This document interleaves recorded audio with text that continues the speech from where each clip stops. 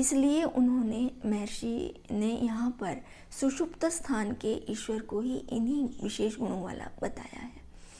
इसलिए आगे के जो स्थान आने वाले हैं तुरीयावस्था, उसमें भी उन्होंने इन गुणों को नहीं कहा। शिष्य ऐसा पूछते हैं कि आप उन गुणों को जो तुरीयावस्था में आने वाला ईश्वर का स्वरूप है वहाँ भी तो कह सकते थे। तो महर्षि कहते हैं नहीं, ऐसा वहाँ भी नहीं हो सकता। क्यों? क्योंकि वो तो जगत से अतीत ईश्वर का स्वरूप है। वहाँ जगत व्यापार ही नहीं रह जाता, वहाँ हमारी किसी की भी पहुँच ही नहीं है। वो स्वरूप अत्यंत विचित्र है, उससे हमारा संपर्क नहीं होता। वो तृतीय स्वरूप तक ही हम ईश्वर से संबद्ध रहते हैं। उस स्वरूप को जानने वाले मुक्तात्माएं होते होंगे, लेकिन जहाँ तक अभी सुषुप्ति स्थान वाले ईश्वर के स्वरूप की जो बात है, जो ज्ञान दिया जा रहा है, वो इसी ही रूप में है कि ईश्वर यहाँ अपने इन्हीं गुणों से अपने स्वरूप में स्थित हुए हैं। इस अवस्था में अब जब हम उनको देखते हैं तो तृतीय स्थान के ईश्वर के ये सभी गुण हमें समाधि में भी उपलब्ध होते हैं। योगी जब उनके निकट इन सर्वांतर्यामी जो आत्मा मुझ में है, मैं आत्मा या योगी आत्मा, उनसे संपर्क कर लेते हैं, उनसे अपना संबंध साधना के माध्यम से बना लेते हैं, तो वो ऐसे ही स्वरूप वाले ईश्वर को प्रत्यक्ष अनुभव करते हैं। क्योंकि इसी अवस्था में ही, इस अवस्था की तुलना महर्षि ने समाधि से की है। सुषुप्ति की और समाधि की, दोनों की ही अवस्था में ब्रह्म की निकटता हम जीवात्माओं को प्राप्त होती है। अतः वहाँ हम जो भी योगी आत्मा होगा वो ईश्वर के इसी स्वरूप को जाने का अनुभव करेगा। वो कहीं एक स्थान पर ईश्वर का अनुभव नहीं करेगा, वो व्यापक और सर्वज्ञ ईश्वर का अनुभव करेगा। इस कारण से ईश्वर को वो सर्वांतर्यामी रूप से अपने बाहर भीतर जानते हुए और अपना और सबका नियंता जानते हुए अनुभव करेगा। ऐसी स्थिति में ईश्वर के आनंद को वो अनुभव करते हुए नतमस्तक होगा। इसलिए ईश्वर के इस महान स्वरूप को जानकर अब आगे के स्वरूप के विषय में महर्षि कहते हैं कि जो चौथा पाद है ईश्वर का, वह भी विशेष ईश्वर के गुणों वाला है। किंतु वह कैसा है, पहले हम उसे देखते हैं। महर्षि के शब्दों में न अंतः प्रज्ञम न बहि प्रज्ञम न उभयता प्रज्ञम न प्रज्ञान घनम न प्रज्ञम न अप्रज्ञम अदृष्टम अव्यवहार्यम अग्राह्यम अलक्षणम अचिंत्यम अव्यपदेश्यम एकात्म्य प्रत्ययसारम प्रपंचोपशमम शांतम शिवम अद्वैतम चतुर्थम मन्यन्ते स आत्मा स विज्ञेय। यहाँ महर्षि बता रहे हैं कि वो चौथा जो स्थान है जिसका नाम तुरीयावस्था है, और आत्मा यानी ईश्वर का वह चौथा तुरीय स्थान है, वह कैसा है। तो यहाँ उसका पहला लक्षण उन्होंने दिया है न अंतः प्रज्ञम न अंतः प्रज्ञम। अंतः प्रज्ञ भी उसको नहीं कह सकते, न बहि प्रज्ञम, बाह्य प्रज्ञा वाला भी उसको नहीं कह सकते। अब इसे थोड़ा समझने का प्रयास करते हैं। अंतः प्रज्ञ ईश्वर को हम किस रूप में कहेंगे? जब वे जान रहे होते हैं भीतर से, अर्थात स्वप्नावस्था वाले ईश्वर अंतःप्रज्ञ कहलाते हैं। और बहिप्रज्ञ कब कहलाते हैं? पीछे महर्षि हमें बता ही चुके हैं। जब जागृत स्थिति होती है हमारी, अथवा ईश्वर की और हमारा जागृत स्थान होता है, तब हम बहिप्रज्ञ होते हैं। तो ईश्वर इस तुरीयावस्था में जागृत स्थान वाले स्वरूप में भी नहीं है, इसलिए वो बहिप्रज्ञ भी नहीं है। क्यों? क्योंकि प्रलयावस्था या तुरीयावस्था में जगत की रचना अभी नहीं है, वहाँ कोई पदार्थ निर्मित ही नहीं है, अतः बाह्य पदार्थों को जानने की स्थिति ही नहीं है। इस दृष्टि से हम देखें तो वे बहिप्रज्ञ भी नहीं हैं। और फिर वो कैसे हो सकते हैं? तो वो उभयता प्रज्ञ हो सकते हैं, अर्थात बाहर और भीतर जानने वाले हो सकते हैं। तो ऐसा भी नहीं कह रहे हैं ईश्वर। वे कहते हैं महर्षि कहते हैं नो उभयता प्रज्ञम, वे बाहर और भीतर जानने वाले भी इस काल में नहीं हैं। क्यों? बाहर और भीतर जानने का कुछ है ही नहीं, तो उभयता प्रज्ञम भी नहीं है। वस्तुतः ये जो कथन है महर्षि का, वह सापेक्ष है। जागृत अवस्था और स्वप्नावस्था दोनों ही सापेक्ष थी, किसी अन्य की अपेक्षा से थी, और प्रज्ञा भी वहाँ किसी अन्य की अपेक्षा से ही थी। बाहर का हम जब जान रहे थे तो हम दूसरों को जान रहे थे, और जब हम स्वप्न में जान रहे थे तो भी हम दूसरों को ही जान रहे थे। यद्यपि वहाँ दूसरे नहीं थे, किंतु अंतःप्रज्ञ में भी विषय दूसरे ही थे। इस कारण से दोनों ही स्थितियाँ सापेक्ष थीं। और उभयता प्रज्ञ में भी ऐसा ही है।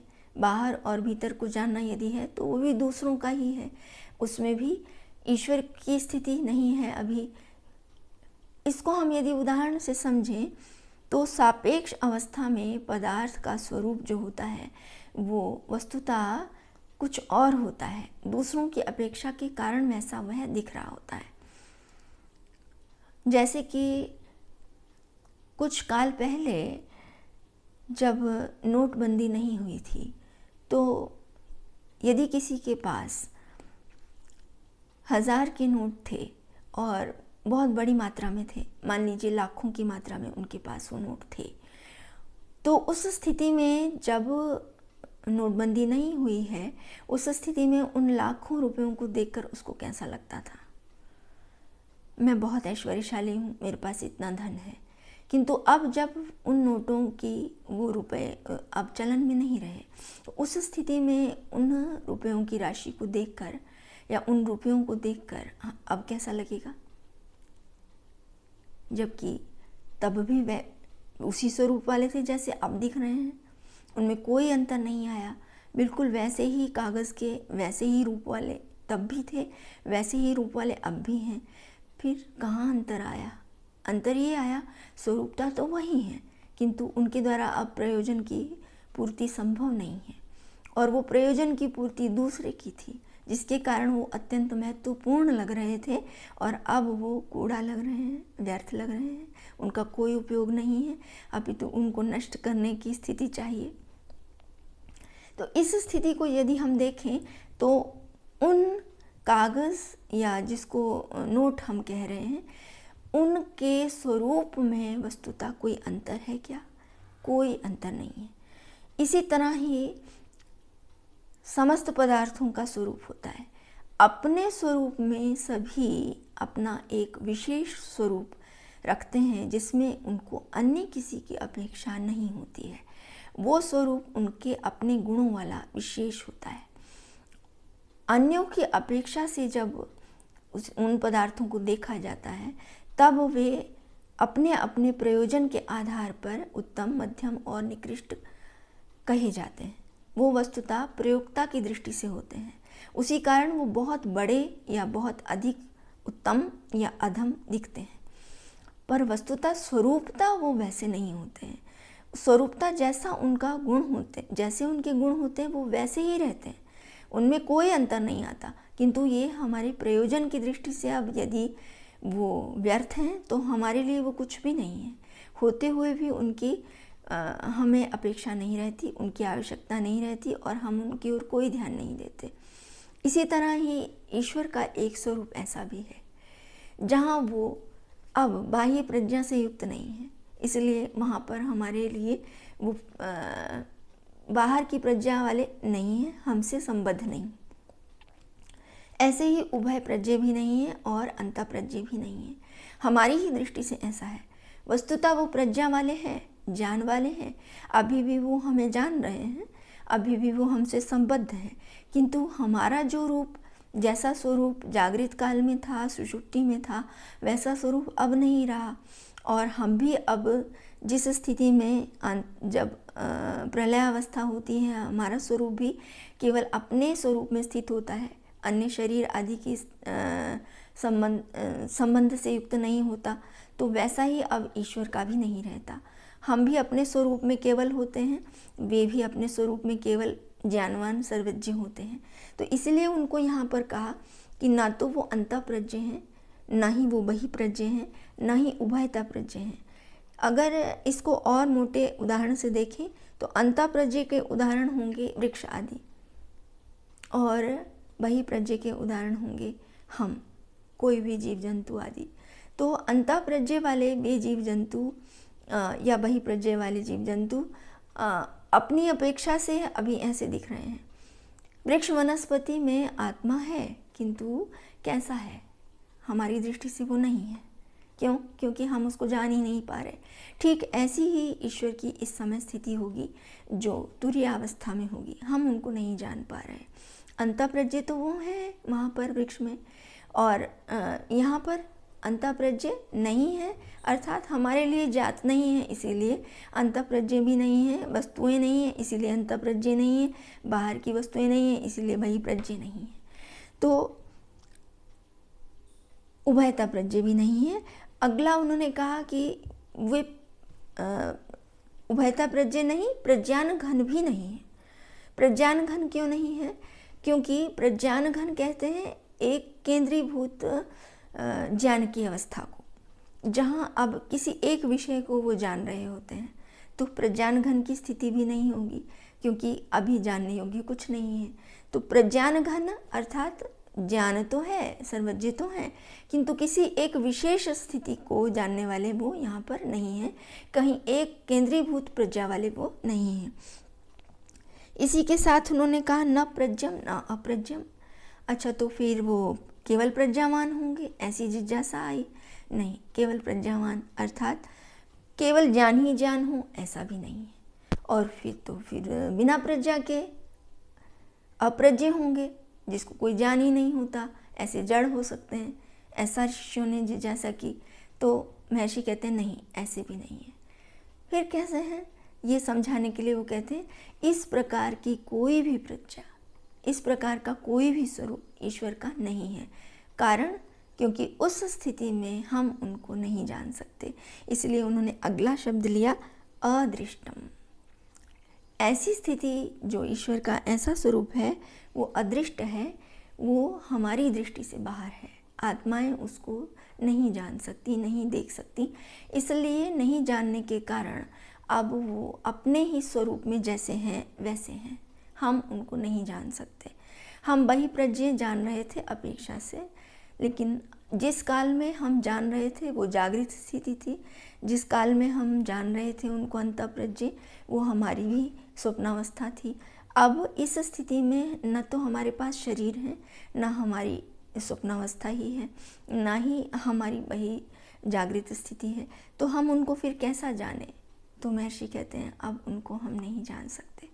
वो उनका चौथा पाद है, चौथा पाद अर्थात अव्यवहार्य। इसी को उन्होंने आगे बोला अदृष्टम अव्यवहार्यम। इस अवस्था में ईश्वर के साथ कोई व्यवहार करना हमारे लिए संभव नहीं होता। इस अवस्था में ईश्वर से व्यवहार संभव इसलिए नहीं होता क्योंकि वहाँ हमारी पहुँच ही नहीं है। वो ऐसी स्थिति है जहाँ पहुँचना हमारे लिए संभव नहीं है। इसी को ही कहा है चार पादों वाले ईश्वर, तीन पाद से तो वे पृथक हैं और एक पाद में उनकी सृष्टि है। उन तीन पादों को हम नहीं जान सकते। एतावान अस्य महिमा, तो वो उनकी महिमा जो कि तीन पादों में है, जहाँ वो हमारे लिए अदृष्ट हैं, अव्यवहार्य हैं, अग्राह्य हैं। जब हम उन तक पहुँच ही नहीं सकते, उनको जान ही नहीं सकते, जिस पदार्थ को हमने कभी देखा नहीं, उसके विषय में हमारा व्यवहार कैसा होगा? नहीं जैसा, व्यवहार कर ही नहीं सकते।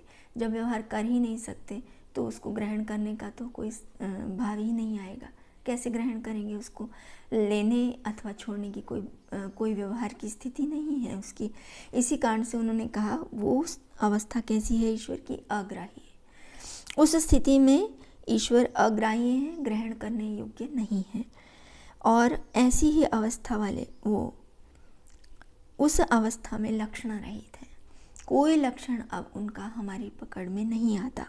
इसलिए लक्षण से ही हमारा किसी पदार्थ को जानना होता है। उसके चिन्हों को, उसके गुणों को जानकर, उसके लक्षणों को देखकर हम कहते हैं ये पदार्थ ऐसा है।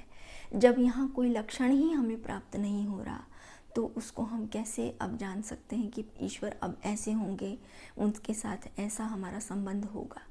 लक्षण से रहित होने के कारण महर्षि उन्हें कहते हैं वे अलक्षण हैं। और अलक्षण होने से फिर वो अचिंत्य हैं, उनका चिंतन भी नहीं किया जा सकता। चिंत्य अर्थात चिंतन के योग्य।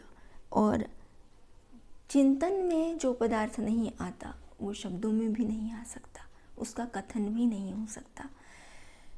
किसी पदार्थ को जब बताना होता है तो पहले हम उसका चिंतन करते हैं, लक्षणों से जानते हैं उससे कैसे कैसे व्यवहार कर सकते हैं। वो सारे गुण हम जो पीछे अभी देख रहे थे वो सारे के सारे हम पहले विचार लेते हैं।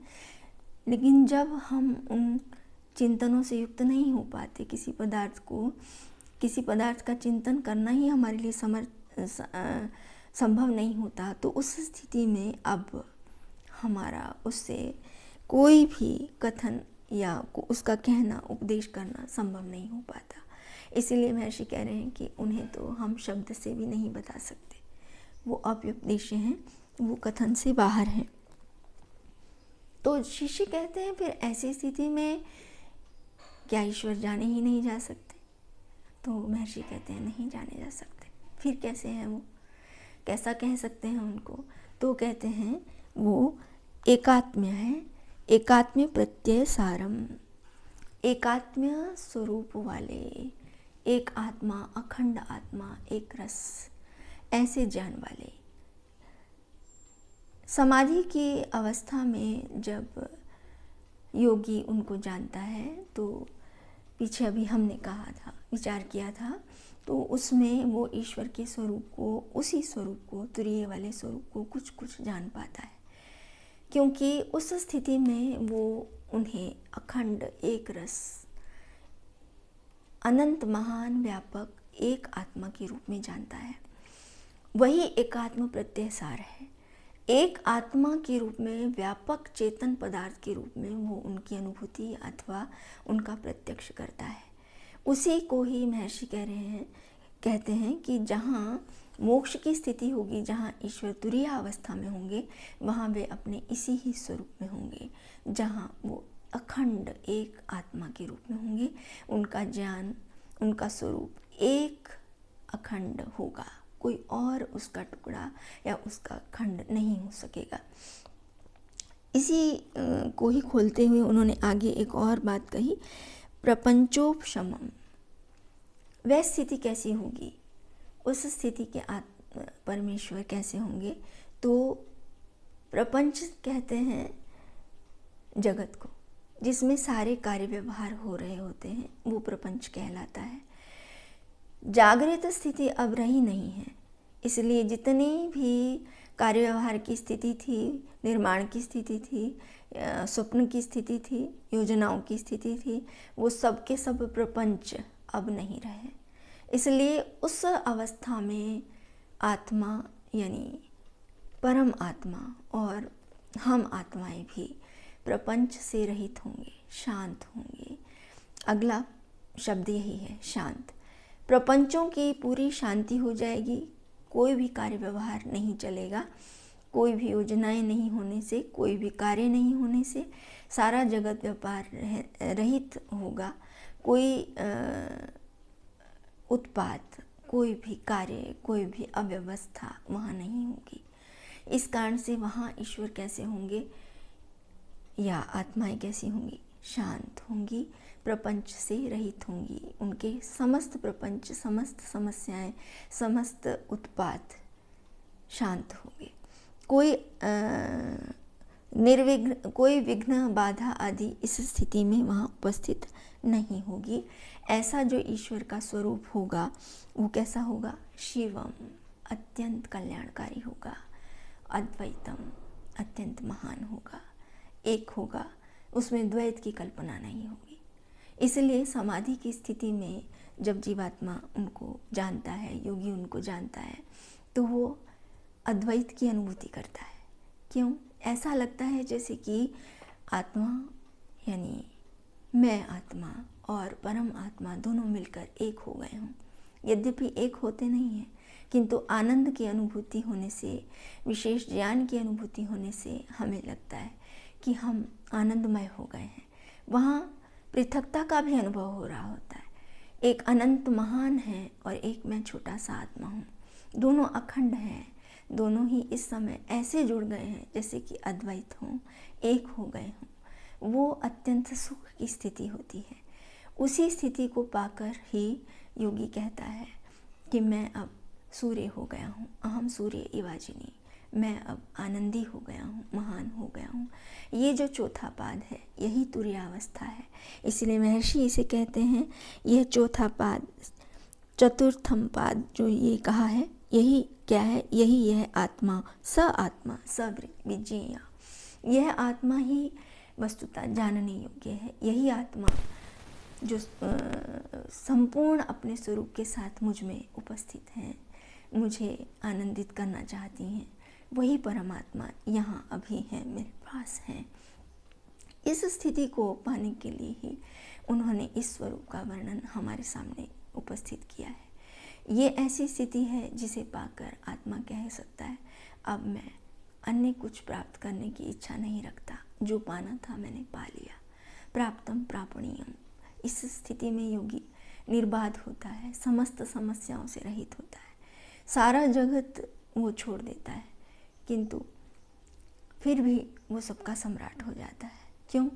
क्योंकि वो अब जिस पर आश्रित है वो स्वतंत्र, सर्वथा आत्मनिर्भर, उसकी समस्त इच्छाओं की पूर्ति करने वाले, उसको समस्त सुखों की प्राप्ति कराने वाले परमपिता हैं। जो अन्यों के आश्रय से रहित हैं वो अपने पुत्र को भी पूरी तरह स्वतंत्र, निर्भय और आनंदित कर देते हैं। इसलिए यही आत्मा, यही सर्वव्यापक आत्मा, क्योंकि आत्मा अर्थात सर्वत्र व्यापक, जो सब जगह पहुंचा हुआ है, अत सातत्य गमने, इस धातु से बना है। इसलिए जो सर्वव्यापक आत्मा है, यही आत्मा जब जान लिया जाता है तो वो ऐसा ही होता है, हमारी समस्त समस्याओं का, संशयों का नाश करने वाला होता है। इसलिए महर्षि ने कहा है उपनिषद में, भिद्यते हृदय ग्रंथि छिद्यन्ति सर्व संशया क्षीयन्ति चास्य कर्माणि तस्मिन् दृष्टे परावरे। उसी को ही महर्षि मंडूक कह रहे हैं कि इसी आत्मा को जानकर हम इस स्थिति में अत्यंत आनंदित हो सकते हैं। हम सभी कर सकते हैं ऐसा, क्योंकि ईश्वर स्वयं कहते हैं कि मैं और तू एक हो सकते हैं। यदग्निश्याम अहम तुम वा घास्या अहम। तो हम भी इस स्थिति को प्राप्त करें और ईश्वर के इस महान तुरीय पाद को अनुभव करके मोक्ष के अधिकारी बने। इन्हीं प्रार्थनाओं और शुभकामनाओं के साथ इस अभी मैं अपनी वाणी को विराम देती हूँ। ओम शम।